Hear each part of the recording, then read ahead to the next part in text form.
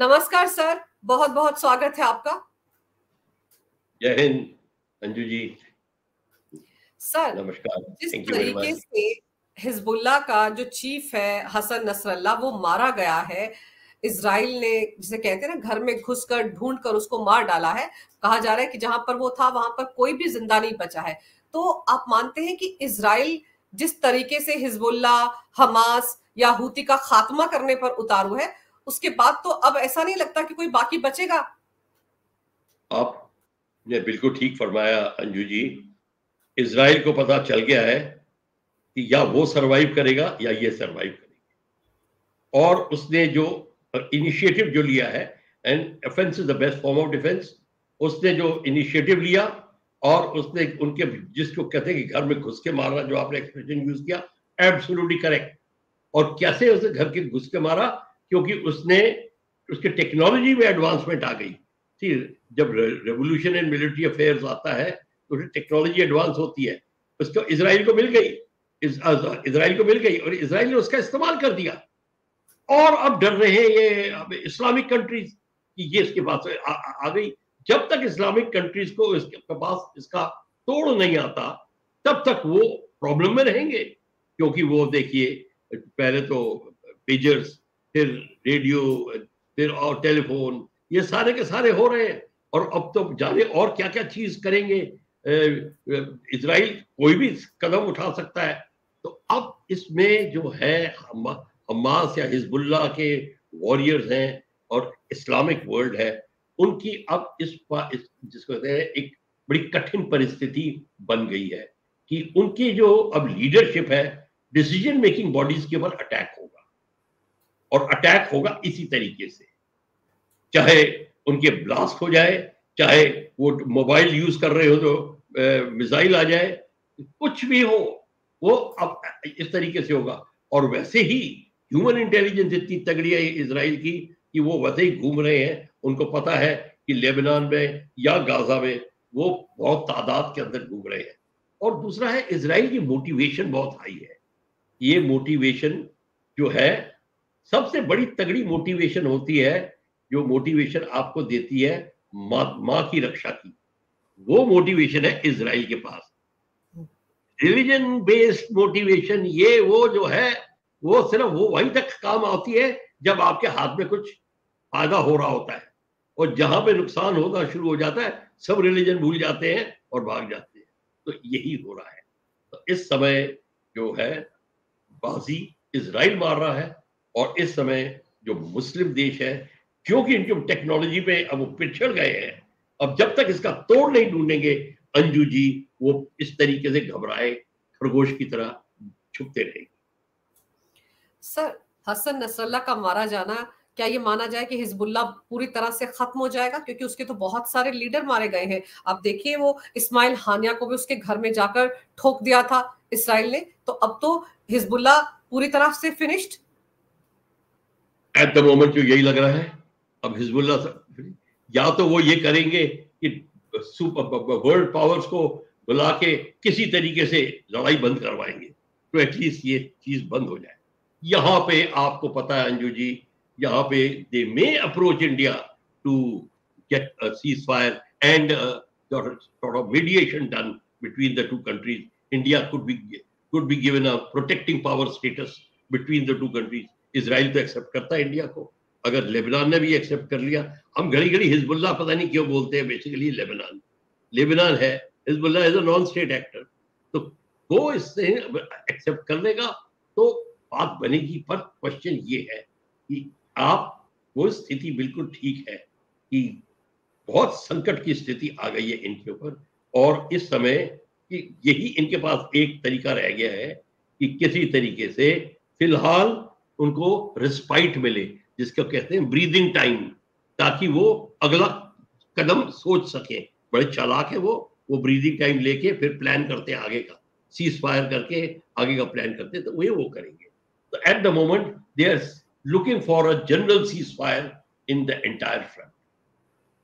Sir, Khamenei जो है वो भी किसी सुरक्षित जगह पर छिप गए हैं। ईरान में तो त्राही माम मचा हुआ है, और ओआईसी की जो बैठक बुलाई है, मुस्लिम वर्ल्ड की आपात बैठक जो बुलाई गई है, उससे तो सब समझ में आ रहा है कि इजराइल को देखकर सब घबरा गए हैं, डर गए हैं, छिपते भागते फिर रहे हैं। तो आप ठीक कह रही हैं, इजराइल से सब डर गए हैं। वो सब, इसमें इसमें दो राय नहीं है कि सब डर गए हैं, और इजराइल को पता है। इजराइल की जो बॉडी लैंग्वेज है, इजराइल की जो टर्म्स यूज कर रहा है, और जिस तरीके से अमेरिका उसको क्वेश्चन डालता है और फिर चुप हो जाता है, आप उसको खास देख सकते हैं कि क्या कहना चाहते हैं इस समय। जो आपको पता होना चाहिए, अगर आप ध्यान से सुने देखें, तो नेटो कंट्रीज बड़ी खुश है कि ये चीज हो रही है, बिकॉज करो या ना करो, बेसिकली इस्लाम वर्सेस क्रिश्चियनिटी आ रही है। यहां पे भी यही चीज हो रही है। इस सारे नेटो कंट्रीज में एक ही दुखी कंट्री होगी, वो आप गेस कर सकती हैं कौन? टर्की। वो ही होगी, क्योंकि वो नहीं चाहते कि उनका, पर टर्की भी अपना गेम खेलेगा, वो भी हाँ या ना, इधर या उधर करेगा। तो बात ये है। तो अभी आपने ठीक कहा, इस समय इजराइल जो है बिल्कुल अपने स्ट्रॉन्ग पोजीशन पे है, और अब किस तरीके से ईरान और अपने बाकी चाइना को लेके अब कौन सी नीति चलते हैं, कौन सा प्रपोजल डालते हैं यूनाइटेड नेशन में। बात बात तो इतनी इतनी खौफनाक है कि इंडियन सोल्जर्स के ऊपर अटैक हुआ है जो यूनाइटेड नेशंस में थे।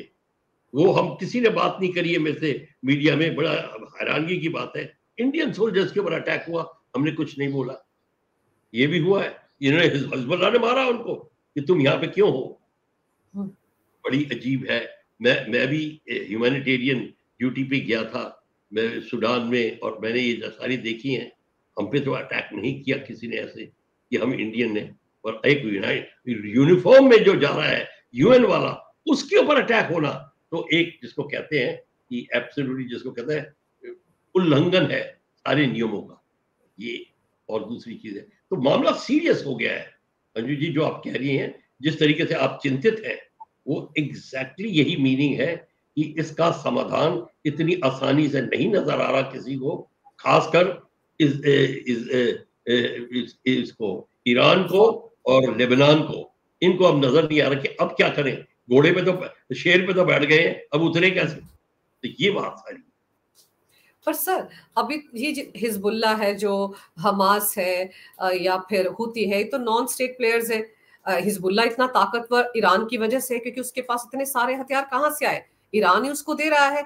और अब ऐसा लग रहा है कि इजराइल उकसा रहा है, क्योंकि ये नसरल्ला के मारे जाने के बाद तो इजराइल चाहेगा कि ईरान इस युद्ध में कूदे, और अगर ईरान कूदता है फिर तो अमेरिका को आना ही पड़ेगा सर। तो क्या आपको लगता है हालात उस दिशा में आगे बढ़ रहे हैं? उस दिशा में बढ़ सकते हैं अंजू जी, अगर ईरान ये गलती करता है अंदर कूदने की। हालांकि उसने एक बार गलती करी थी और उसको बड़ी मुंह की खानी पड़ी, अब वो गलती नहीं करेगा। और जिस तरीके से उन्होंने बाकी 2-3 महीने पहले जो बाकी कंट्रीज को मिला के जो अटैक किया था, तो किस तरह जॉर्डन ने भी एक्शन लिया, उनकी मिसाइलों को इंटरसेप्ट किया, फ्रांस ने भी किया, ग्रेट ब्रिटेन ने भी किया, सबने किया। तो हुतीस की मिसाइल्स को, और इसराइल और जो ईरान ने सप्लाई करी थी ये सारी मिसाइल्स को, जो जो अटैक कर रहे थे टेल अवीव पे, तो ये सारा का सारा जो है इजराइल को बचाने के लिए नेटो फोर्सेस आगे आई थी, वेस्टर्न पावर्स आ रही हैं। और ये भी अब पता चल गया है इन रेडिकल इस्लामिक कंट्रीज को कि बात इतनी अब आई गई नहीं हो गई, ये बिल्कुल सीधी सीधी प्लेन एंड सिंपल गेम दिखाई दे रही है। सर, इजराइल का खौफ सब तरफ है, लेकिन बीच में तो ये भी आ रहा था अभी 24 घंटे पहले कि अमेरिका ने इजराइल को 21 दिन के सीज फायर के लिए मनाने की कोशिश की है, लेकिन इजराइल अब किसी की सुन ही नहीं रहा है। तो आपको लगता है कि अमेरिका फिर से कोशिश करेगा? क्योंकि अमेरिका को भी डर लग रहा है, वहां पर तो चुनाव होने वाले हैं, और अगर ये एस्केलेट कर गया पूरा का पूरा मामला, ईरान कूद गया, तो अमेरिका के पास भी कोई ऑप्शन नहीं बचेगा, और फिर उनके चुनावों पर भी असर पड़ेगा। देखिए, बना बनाया खेल बिगड़ सकता है। ये बात बिल्कुल ठीक है कि अगर ईरान बीच में कूद गया, मामला सीरियस हो गया, तो फिर जो अमेरिका की जो स्थिति होगी वो और गंभीर हो जाएगी। और इसलिए या तो अमेरिका अपने इलेक्शन को पोस्टपोन करेगा, या फिर अमेरिका इलेक्शन से पहले पहले कोई ऐसा डिसीजन लेगा। अब ये पता नहीं, अब हमें देखना होगा कि स्थिति कहाँ बैठती है। पर जहां तक मेरे ख्याल में इस समय इजराइल और जो लेबनान है और ईरान है, वो चाहेंगे कि किसी तरीके से बात आई गई कर दी जाए, यहीं पे रुक जाए। तो इस समय जो है, अगर भारत को ये कंट्रीज अप्रोच करें, मैं सिर्फ कहता हूं इजराइल, सिर्फ ईरान और लेबनान और इजराइल यही अप्रोच करें कि हमारा प्रोटेक्टिंग पावर करिए, हमारे बीच में सब कुछ कराइए, जैसे डेड बॉडीज एक्सचेंज, पीओडब्ल्यूज का एक्सचेंज, और सारी लड़ाई रुकवा के अपने ऑब्जर्वर्स भिजवाइए, कहाँ कैसे अटैक हो रहा है, उनको समझाइए कि गलत है। हमारे पास एक्सपर्ट्स हैं, वो ये काम करते हैं, तो ये काम हो सकता है। तो ये काम भारत के लिए एक बहुत बड़ा काम होगा, प्रोटेक्टिव पावर। अगर भारत ने ये किया तो इस सेंचुरी का मील का पत्थर बन जाएगा। यूक्रेन और रशिया भी चाहेंगे कि वहां हो, और यहाँ पे भी ये चाहेंगे यहाँ हो, और सिर्फ कंट्री कर सकता है वो भारत। तो आपने बिल्कुल ठीक कहा कि इस समय स्थिति ये है कि peace is the only answer. नहीं तो ईरान डरा हुआ है कि अगर स्थिति तेज बदल गई तो सीरियस करना पड़ेगा। और जो बाइडेन का जो इलेक्शन है, वो जो आप जिसकी बात कर रही हैं, उसके इलेक्शन के रिजल्ट कुछ और आ जाएंगे। अगर और कुछ आ गए रिजल्ट तो फिर वो दूसरी बात है, पर उस पर हम डिस्कस नहीं करेंगे। पर सर, आप जैसे मुस्लिम वर्ल्ड डरा हुआ है, इधर देखिए हमारा पड़ोसी देश पाकिस्तान भी डरा हुआ है। उनके प्रधानमंत्री यूएन में कैसे रोगा रहे थे कि देखिए इजराइल जो कुछ फिलिस्तीन के साथ कर रहा है, हमास के साथ कर रहा है, वैसा ही हाल भारत ने जो पाक ऑक्यूपाइड कश्मीर है, जिसको वो आजाद कश्मीर कहते हैं, वहां पर हो रहा है, मानवता के खिलाफ काम हो रहा है, वगैरह वगैरह। तो पाकिस्तान भी तो रोता गाता फिर रहा है भारत के खिलाफ। पाकिस्तान तो रोता फिर रहा है, और पाकिस्तान को यह मौका मिल गया कि बोलना है, और भारत को बहुत शाबाशी मिल रही है यूक्रेन की और रशिया में जाने की, इत्यादि इत्यादि, बहुत नाम हो गया है। तो ये तरीका उनका बिल्कुल ठीक है कि अब भारत को इस चर्चा में ले आए कि ये कैसा काम कर रहा है। और अब यूनाइटेड नेशन में जो भारत की स्थिति हो गई है, जो उसको जो पावर्स मिल रही, जो जिसका रेटिफिकेशन चलेगा, वो हो रहा है भारत को। तो अब इस समय पाकिस्तान के पास और कोई चारा नहीं है, बस ये कहने का कि मैं कश्मीर का मुद्दा लाइव रखूं। और अंजू जी, कश्मीर का मुद्दा पाकिस्तान लाइव रखेगा, क्योंकि पाकिस्तान की आर्मी ने इन्हें शहबाज शरीफ को बोला है कि भैया तुम ये काम तो करो, अपने ये है, make sure that you bring out this point. तो कश्मीर का मुद्दा रुकने नहीं देंगे। और जब कश्मीर का मुद्दा नहीं रुकेगा तो इंडिया में एक कश्मीर में प्रॉब्लम आएगी, तो again India will get bog down Kashmir की प्रॉब्लम में। और फिर यहाँ पे बिल्कुल जिसको कहते हैं ना कि won't be able to interfere in these countries जहाँ पे अभी इंटरफियर कर रहा है। सर, पहली बार ऐसा है कि यूएन में टर्की ने भी कश्मीर का राग नहीं अलापा, वरना आप देखिए टर्की हमेशा पाकिस्तान के साथ खड़ा रहता था कश्मीर के मुद्दे पर। मलेशिया ने तो यहाँ तक कह दिया कि वो भारत का अपना मामला है, आंतरिक मामला है, उसमें हम क्या कहें। तो कहीं ना कहीं कश्मीर के मसले पर अकेला तो पड़ ही गया है ना पाकिस्तान, भले यूएन में जाकर उनके पीएम इस तरह की स्टेटमेंट दे रहे हो। बिल्कुल ठीक, ये जो आपने कहा बहुत बढ़िया, बहुत चीज बताई है कि आप देखिए, आपका ऑब्जर्वेशन बिल्कुल करेक्ट है कि टर्की ही जो सबसे पहले कूदता था। टर्की तो यहाँ बैठा हुआ था कि खलीफा का हेड बने, वो सपने ले रहा था, उसने भी अब लेना छोड़ दिया है। हालांकि उसका गेम क्लियर सिंपल है, उसको भी बोला गया है तुम ज्यादा मत बात करो, नहीं तो तुम्हारा नेटो मेंबरशिप भी चला जाएगा तुम्हारा। और यूरोपियन यूनियन का बात जो ट्राई कर रहा है, अब यूरोपियन यूनियन में क्या उसकी स्थिति है वो भी पूरी क्लियर नहीं है। तो ये टर्की की बात है, पर आई एम हैप्पी टर्की ने इन्वॉल्व नहीं किया, ये बहुत बड़ी बात है। पर इस समय उससे फर्क नहीं पड़ता। फर्क तो ये पड़ेगा कि जितने टेररिस्ट आ रहे हैं इंडिया के अंदर थ्रू पाकिस्तान पीओके, वो अब घुस रहे हैं और वो और एक्टिविटी करेंगे। क्योंकि कह तो दिया है, पर Pakistan has to walk the talk. तो अब पाकिस्तान ने कहा कि भाई, मैंने कहा तो अब जितने टेररिस्ट आ रहे हैं सबको अंदर कश्मीर में भेजेंगे और पीओके के थ्रू और ज्यादा इंटरवेंशन होगी।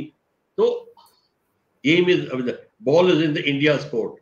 हमने पीओके में देरी नहीं करनी चाहिए। अगर ये बात रही कि हमारे घर के अंदर बात आ गई तो उसको सुलझाना पड़ेगा, और हमारे को सुलझाने का यही तरीका है कि सबसे पहले हमको ये देखना पड़ेगा, we don't delay the POK. POK को किस तरीके से टाइम पे लें, अब ये एक बात रह जाएगी। किसी तरीके से हमको इसका हल भी ढूंढना पड़ेगा। सर, आप ये देखिए कि जम्मू कश्मीर में विधानसभा चुनाव चल रहे हैं, प्रचार के लिए वहां पीएम मोदी भी गए थे। उन्होंने आज ही याद दिलाया कि 28 सितंबर के दिन ही 2016 में सर्जिकल स्ट्राइक हुआ था। फिर योगी आदित्यनाथ ने भी कहा कि पीओके तो हमारा है, हमारा ही है, बहुत जल्द भारत उसको ले लेगा। और फिर शायद पहली बार पाकिस्तान का प्रधानमंत्री यूएन में कह रहा है कि भारत किसी भी वक्त हमला कर सकता है हम पर, हम जवाब जरूर देंगे। लेकिन वो कितना डरा हुआ है सर कि पीओके को लेकर जो बातें कही जा रही हैं भारत में, भारत की सरकार की तरफ से या नेताओं की तरफ से, उनको सुनकर तो इसका मतलब है कि पाकिस्तान में खलबली मची हुई है और इसीलिए यूएन में बोला जा रहा है कि भारत हम पर अटैक कर सकता है। बिल्कुल, पाकिस्तान में तो खलबली मची हुई है वो ये, और पाकिस्तान अपना ध्यान जो पब्लिक का सब इधर बटोर के रखेगा कि सब टेलीविजन के ऊपर बैठे रहे और सब सुनते रहे, शायद आपके इंटरव्यू भी देखते रहेंगे कि ये क्या बात हो रही है, क्योंकि सबको पता है कि भारत ने अटैक करना है।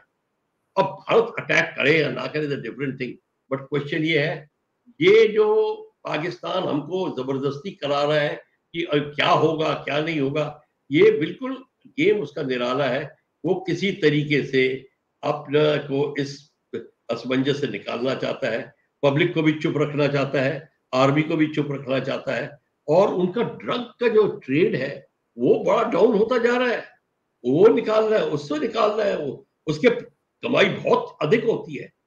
और एक और चीज है, ये चाइना जो है ये ऐसे नहीं बैठा हुआ। चाइना ने भी बोल दिया है पाकिस्तान को कि भाई देखो ऐसा है, तुमको अब ध्यान देना पड़ेगा, क्योंकि चाइना भी अटैक हो रहे हैं ऑलरेडी इस एरिया के अंदर। जो बलूचिस्तान, बलोच के लोग हैं, पख्तून है, ये सारे के सारे गोदार पोर्ट वगैरह में ये चाइना पे अटैक कर रहे हैं। और तालिबान, अफगान तालिबान, पाकिस्तानी तालिबान, ये आपस में संघर्ष है। इन सब में जो प्रॉब्लम अब चल रही है उसमें बहुत प्रॉब्लम आ गई है पाकिस्तान आर्मी के ऊपर। तो पाकिस्तान आर्मी चाहती है कि किसी तरीके से जल्दी इस प्रॉब्लम को सॉल्व करे अपने फेवर में, और पाकिस्तान और चाइना भी यही चाहता है कि जल्दी से जल्दी आप करो, ताकि चाइना अपने प्रोजेक्ट्स को, $110 बिलियन के प्रोजेक्ट चाइना ने वो चलाए हुए हैं, अपना पैसा लगाया है, वो सारा का सारा बह जाएगा। और चाबार पे नजर है उसकी, तो गदार पे तो है ही, गदार पे तो कंट्रोल है, चाबार पे नजर है, वो ईरान के थ्रू है। अब कितनी देर लगती है उसको ईरान से मनाने में कि चाबार हमारे को कर दो, अब वो देखना है इस बात को देख के। पर आप इस सब गेम के पीछे ये मत सोचिए कि सिर्फ शहबाज शरीफ और आर्मी है, इसमें चाइना भी है, और बहुत स्ट्रॉन्ग एंगल से है चाइना। और सर, जिस तरह से जम्मू रीजन में पिछले दिनों में इतने सारे आतंकवादी हमले हुए, बल्कि आज भी मुठभेड़ हो रही है वहां पर, तो ये पाकिस्तान अच्छे तरीके से जानता है कि भारत इसका बदला तो लेगा ही लेगा, आज नहीं तो कल, कल नहीं तो परसों। क्या पता भारत भी इंतजार कर रहा है कि जम्मू कश्मीर में चुनाव ठीक तरीके से हो जाए, और जम्मू कश्मीर में चुनाव ठीक तरीके से ना हो, इसीलिए सब कुछ किया जा रहा था पाकिस्तान की तरफ से। तो डर तो उनको अंदर अंदर सता ही रहा है। फिर योगी आदित्यनाथ ने तो यहां तक कहा कि जो सिंधु वाटर ट्रीटी थी, 3-3 नोटिस भारत पाकिस्तान को भेज चुका है कि इसको रिन्यू करने की जरूरत है, और अगर ये ऐसा नहीं करेगा तो फिर तो पाकिस्तान पानी की बूंद के लिए भी तरसेगा। और दूसरा, बलूचिस्तान का मुद्दा भी उन्होंने उठाया। उन्होंने कहा वहां पर तो बलूच कहते हैं कि हमारा पाकिस्तान के साथ कोई केमिस्ट्री मिलती नहीं है, हमको उनके साथ रहना ही नहीं।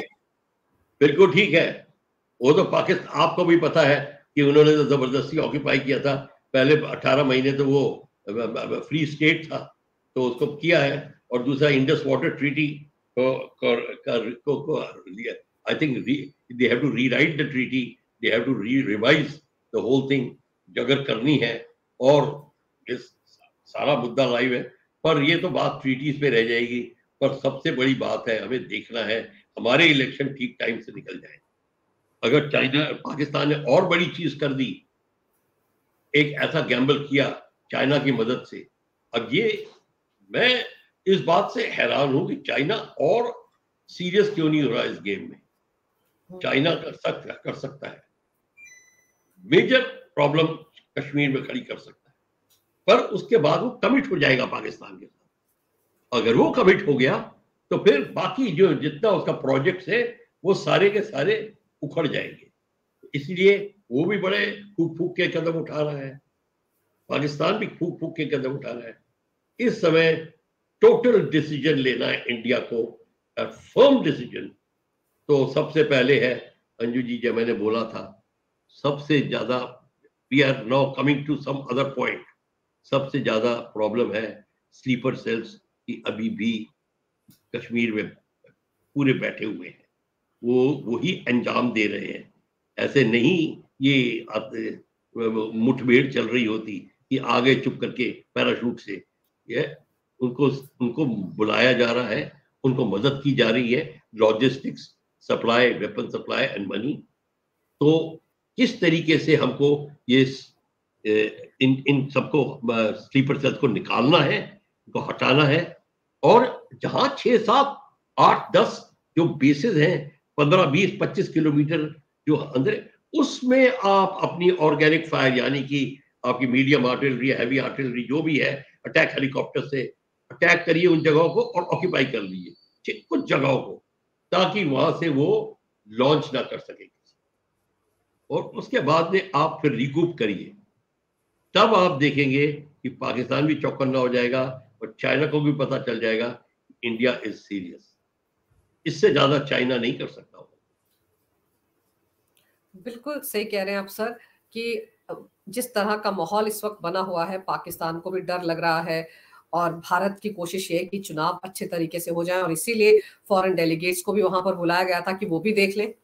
जिस कश्मीर को लेकर पाकिस्तान हमेशा विवादित बयान देता रहा है, बल्कि हमारे देश के अंदर बैठे हुए राजनेता भी इस तरह की बयानबाजी करते रहे हैं, तो कम से कम वहां पर चुनाव किस तरह से हो रहे हैं दुनिया देख ले, उनको भी पता चल जाए कि भारत में डेमोक्रेसी किस तरह की है।